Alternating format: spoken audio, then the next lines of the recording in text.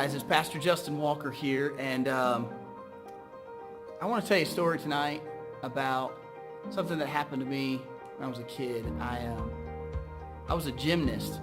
I don't talk about that often, but I was a gymnast, and I was a pretty good one. I was the state champion in 1995, 1996 here in Kentucky, and I had aspirations to go to the Olympics. I even had a coach from Bulgaria who had taken the Bulgarian team to the Olympics back in the 80s. And he was hard. We were going to the gym all the time, like 30, 40 hours a week. We were in the gym, and I was just like an 11, 12-year-old kid, and just in the gym all the time. And he was always pushing me. My coach was always pushing me so hard. And so one day, my coach was pushing me to do a move on a bar. It's called a giant. If you guys are gymnasts, you can comment down below and tell me if you know what a giant is. But it's where you swing all the way around the bar. And he wanted me to do 10 giants in a row.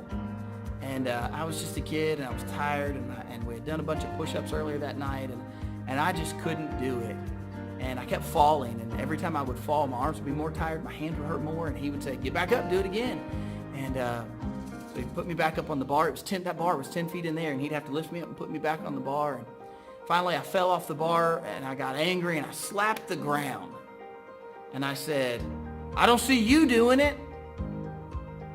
And this Bulgarian coach, he was about 80 years old, and he had white hair, and he just stood up. He stuck his chest out, and he walked over to that bar. He didn't put any chalk on his hands. He didn't put any grips on his hands. He just jumped up, grabbed that bar,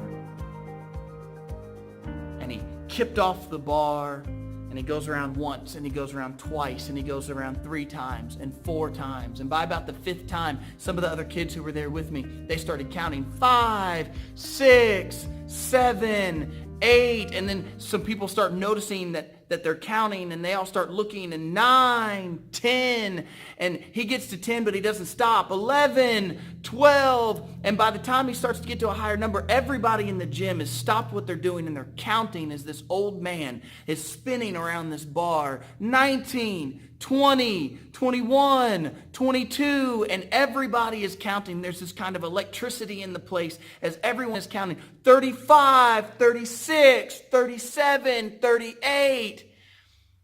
He got all the way around that bar 50 times that night.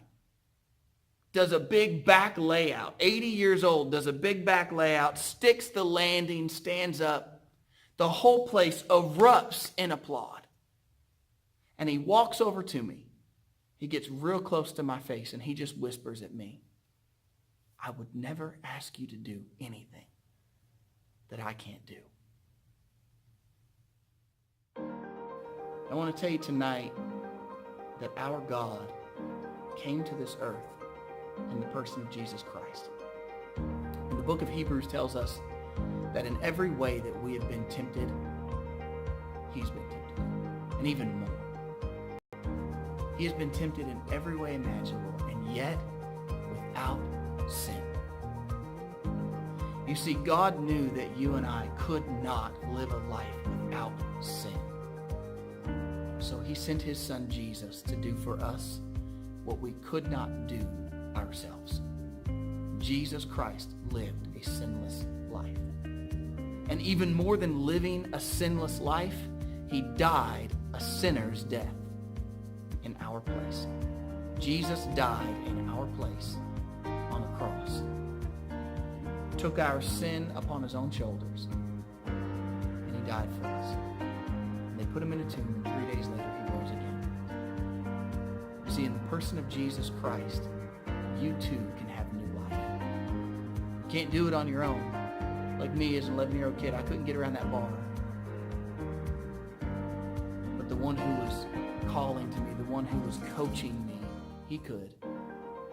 Listen, you can't live a sinless life, and God knows it. But you can give your life to Jesus in faith, believing that he died for you and rose for you. And if you'll follow him, he'll save you for all of eternity. He'll save you from every sin you ever did. He'll save you from every sin you're going to do. He'll hold you so tight in his hand that no man can pluck you out. I hope that this evening you'll give your heart to Jesus Christ. All right, have a good night.